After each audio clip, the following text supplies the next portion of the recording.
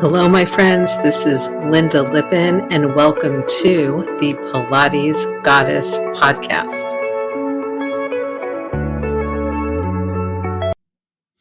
Hello, my friends. It's Lynda, and we are here for episode 3 of the Pilates Goddess podcast. I am so happy that you have joined me. And today we're going to talk a little bit about Pilates and whether Pilates requires equipment.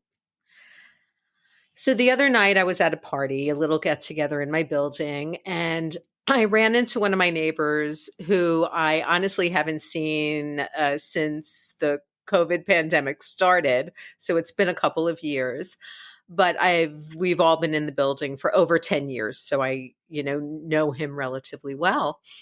And we started chatting about what we did for a living. And when I told him that I was a Pilates and fitness teacher and that I had pivoted my entire business online during COVID and kept it all online through today, he looked at me very concerned and said, "But how do people do Pilates when they don't have equipment?"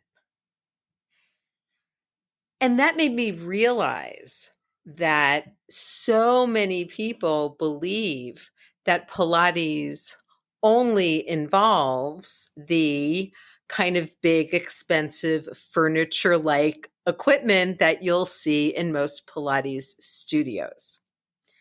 So I'm going to talk you through a tiny bit of history, okay?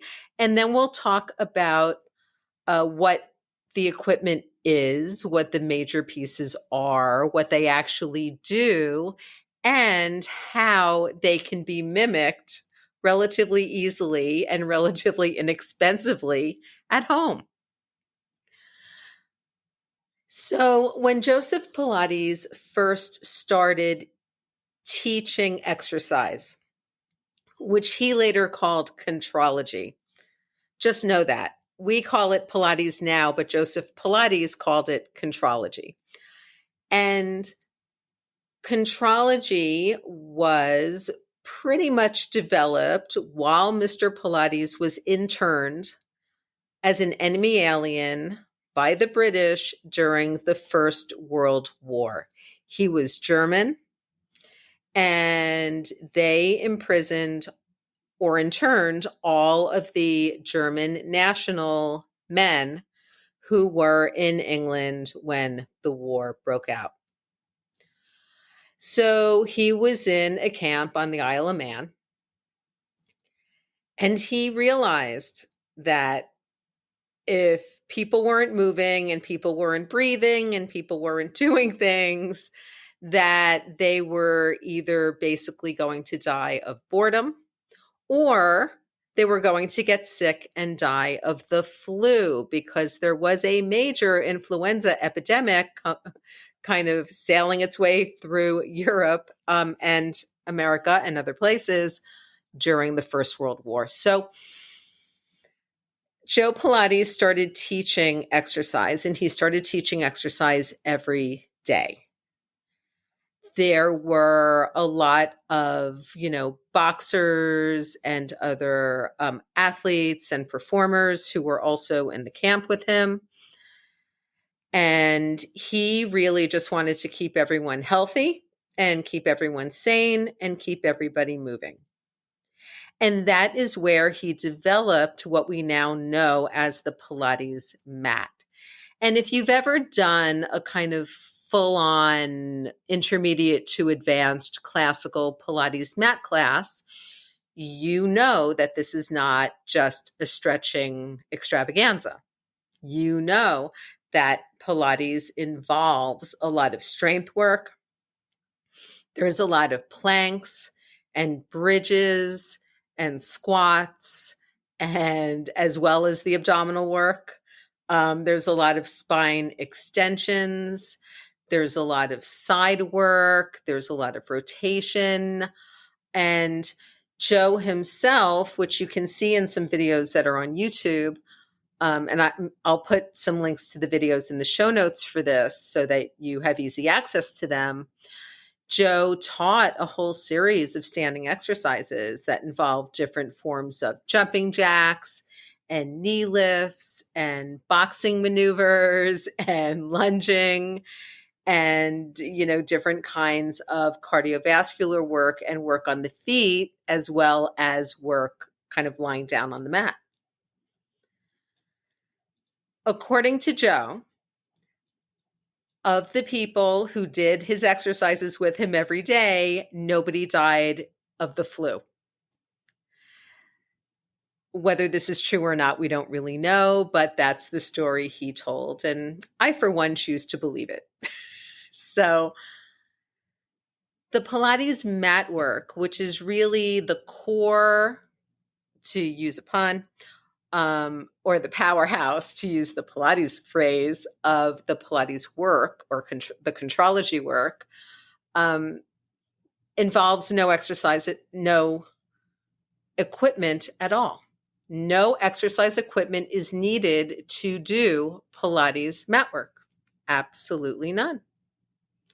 He invented it to basically be done in a small space with limited space and to get the whole body just exercised, moved, and ready to roll, as well as a focus on deep breathing.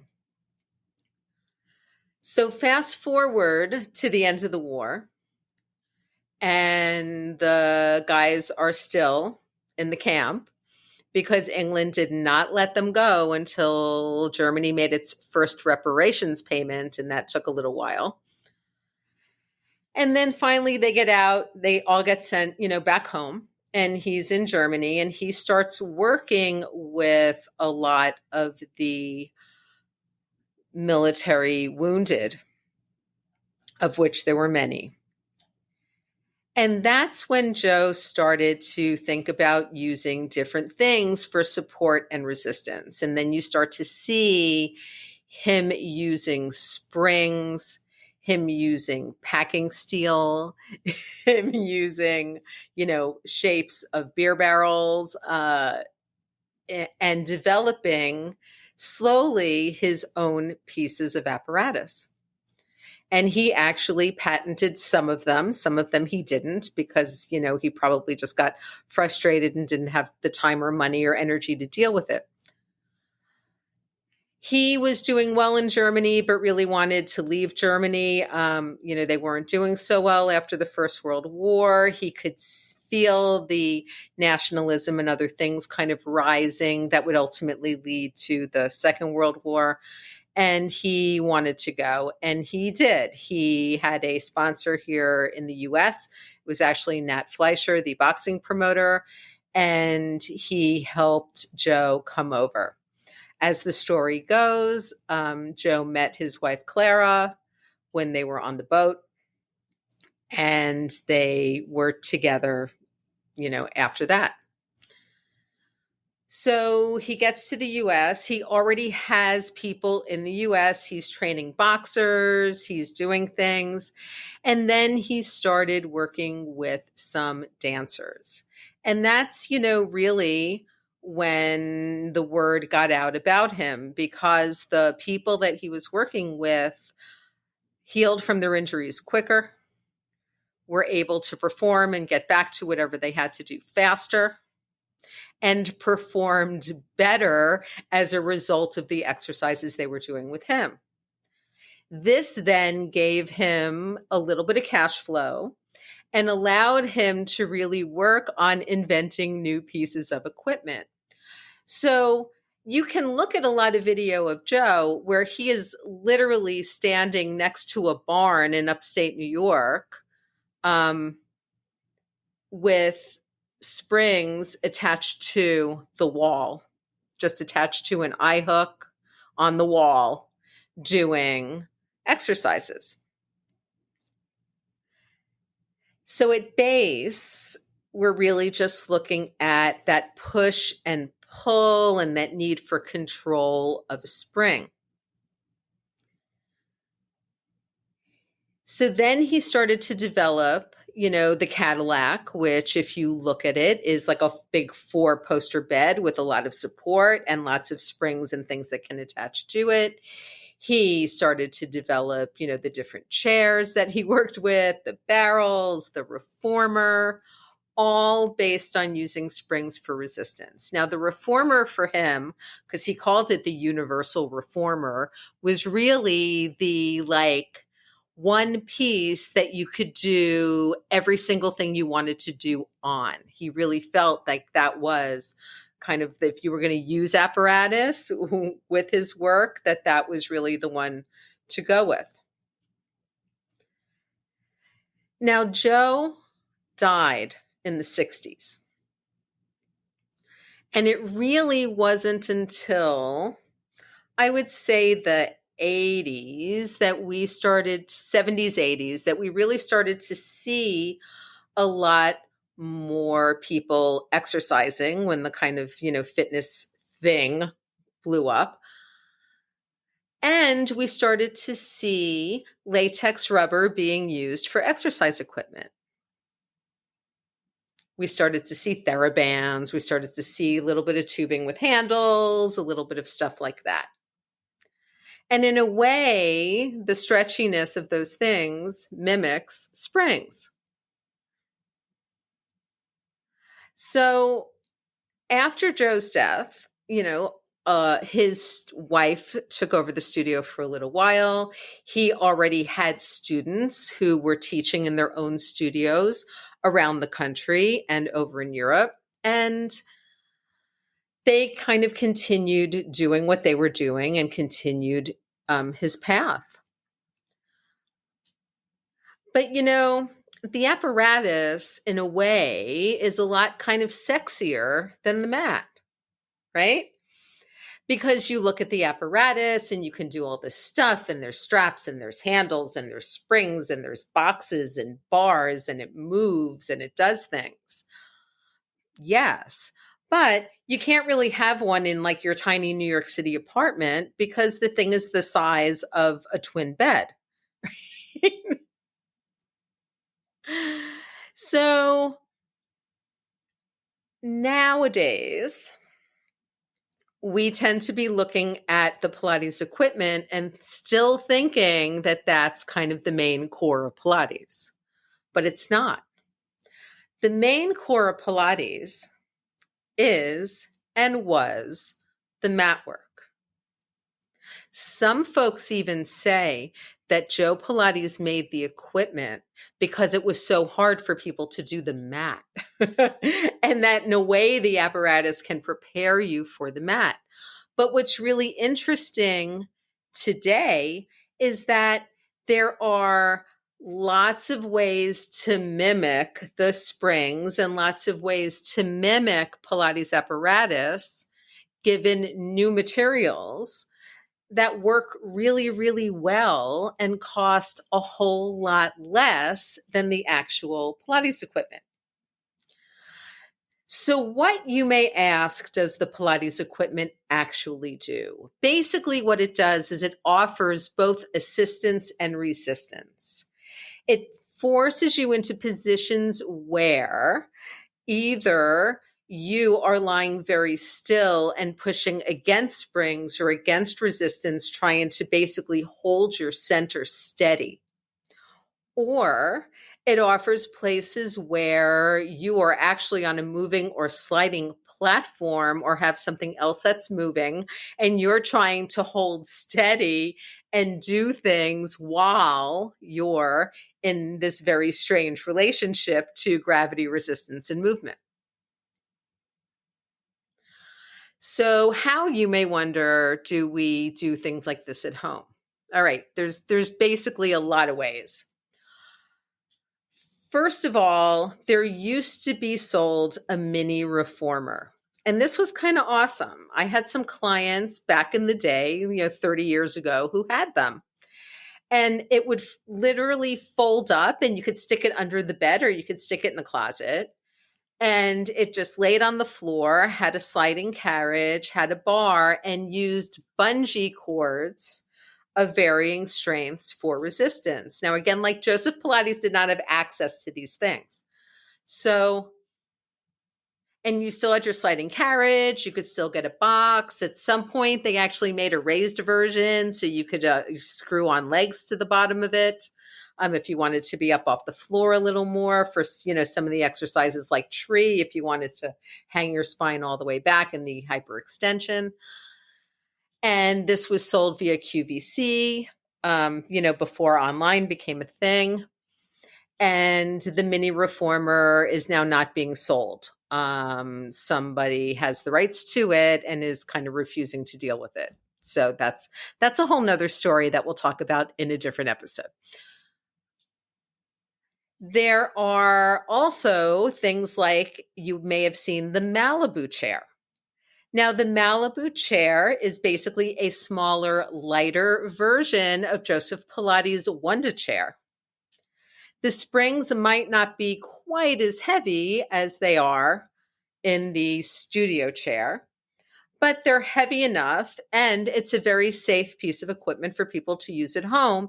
And instead of costing well over $1,000, it costs I think it's under $300. Okay.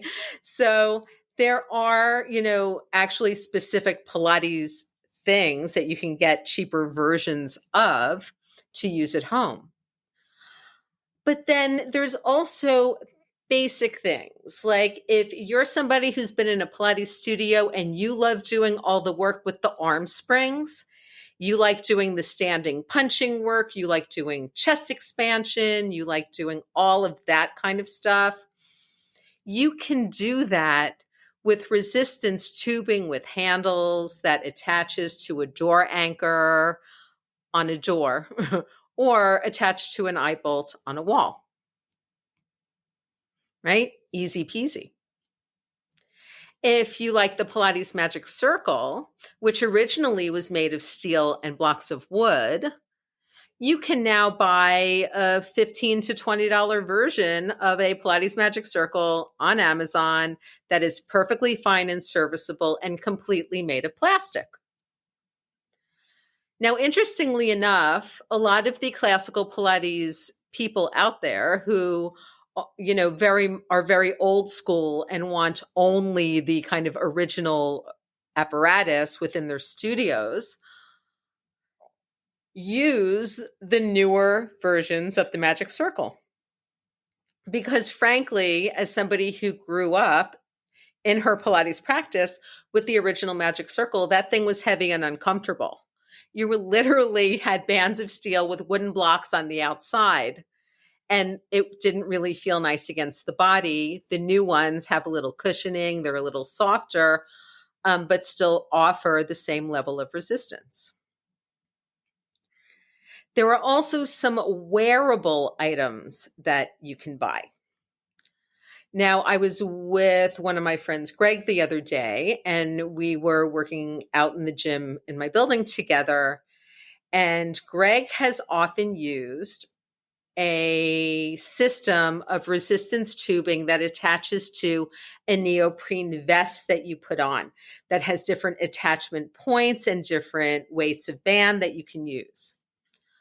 But something that I really love is the Tie 4 device. Now, the Tie 4 was patented by Joan Breitbart, the president of the Physical Mind Institute that's based here in New York in Soho. And the Tie 4 is basically a wearable kind of vest device that you put on almost like a backpack or like overalls. And it has bungees that attach to it for arms and legs. And what this does is very similar to what the Pilates apparatus does, which is closes the kinetic chain and offers both resistance and assistance to arms and legs. The Tie 4 comes with pretty heavy bungees. You can also get some with lighter bungees. And I was teaching a class today to one of my clients who's been with me for a few months. She just got her Tie 4 and she loved it. I'm going to quote her. She said, This makes me feel like I can do some of the exercises that really scare me if I'm just doing them on the mat. This feels a little bit more to me like I feel when I go take a Pilates reformer class or a tower class. So that's another thing that you can do at home. If you love the work on the spine corrector or the small barrels, right? Which, if you've ever been in a Pilates studio, are these little kind of humps that they have. And again, they sell, inexpensive versions of them on Amazon as well. You can get a lot of that same work using a foam roller. Okay. And I teach, my clients that as well, how to just take a simple foam roller and mimic some of the hip opening, some of the chest opening, and some of the mobility and strength work that you would normally be doing on a $500 barrel in a Pilates studio. There is also some Pilates that involves using light hand weights. Those are, easy to buy. And frankly, I've taught plenty of people online using just full water bottles, one in each hand. They weigh a little over a pound, using wine bottles, using olive oil bottles. So, if you just have something that has little weight to it, you can use that. Basically, my friends, if you wanted to hook yourself up at home with enough resistance equipment to pretty fully mimic the experience that you might have with Pilates apparatus in a studio, you could do the whole thing. You could do everything for under $200. Seriously, under $200. And you would be set up for thousands of exercise variations and thousands of potential classes or workouts that you could do with all of these things. Now, look, I taught in fully equipped and owned fully equipped Pilates studios for decades. So it's not like I'm not a fan of the Pilates apparatus and I'm not a fan of the springs. But we live in a different world now. Some of us, myself included, are not comfortable going into a group exercise class in a live facility. Even if I'm masked, that is not something I want to do. I can barely cope with the subway, the grocery store, and getting on an Amtrak right now. Okay? I am masked all the time, everywhere. It's also the case that a lot of people really like working out online.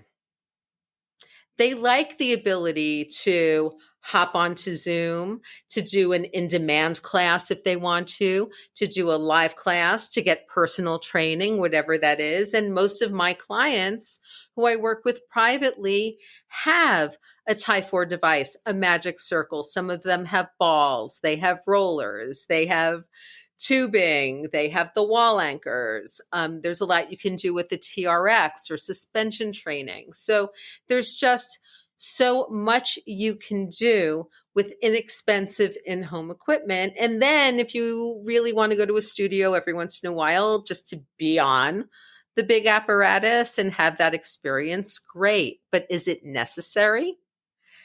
Absolutely not. Absolutely not, my friends. All of the apparatus work can be mimicked, and it can be mimicked effectively and in a way that's fun, that's interesting, that's safe, and that will stretch and strengthen your body and strengthen your powerhouse in exactly the way Joseph Pilates intended Contrology to do. And frankly, I also believe that if Joseph Pilates was still alive, he would have invented about 40 other pieces of equipment or things for people to do at home or on their own. He might have taken a look when they started using like latex rubber and non-latex things for exercise equipment and been like, yes, yes, yes. This feels like a spring. It's less expensive. My clients can travel with this. And he may have just gone for that. We don't know. So, what I'm leaving you with is no, Pilates does not require equipment. Anyone can get a perfectly good Pilates workout on the mat and using body weight. And if you want to add to that experience, there are small pieces of equipment and small things that you can buy at home that will mimic your studio experience. And those things include a magic circle, a foam roller, I would get, if you're getting banding or tubing, I would get a set that has different weights of bands with handles that can be detached and reattached, and a door anchor. Okay. And really, if you do that, maybe have a few small light weights around the house, that's all you need. That's it. And if you want to get a ball, there's fun things you can do with that. There's other things you can get, but unnecessary. And if you want to get a relatively inexpensive piece of actual Pilates apparatus for your house, you could do worse than the Malibu chair. Okay. And there's a couple of other brands of like in-home Pilates chairs that you can search out online. So again, in the show notes, I'm going to put some links to the videos of Joe Pilates teaching some of his standing exercises outside, teaching some of the wall spring work so you can see what that looks like and how similar that is to using bands and tubing. And I will put some links to my favorite pieces of home equipment that you can then go purchase on Amazon. So have a great rest of your day. Thank you so much for listening as always. And I have a super special episode coming next, because in the next episode, I'm going to have my first guest. And my first guest will, in fact, be Joan Breitbart from the Physical Mind Institute. So I will see you back here again with Joan in the next episode. Bye. Thank you so much for listening to the Pilates Goddess podcast. Music brought to you by Nerd Salad. Please leave a review on Apple Podcasts, especially if you liked it. And please like, share, and subscribe wherever you listen to your podcasts. Thanks.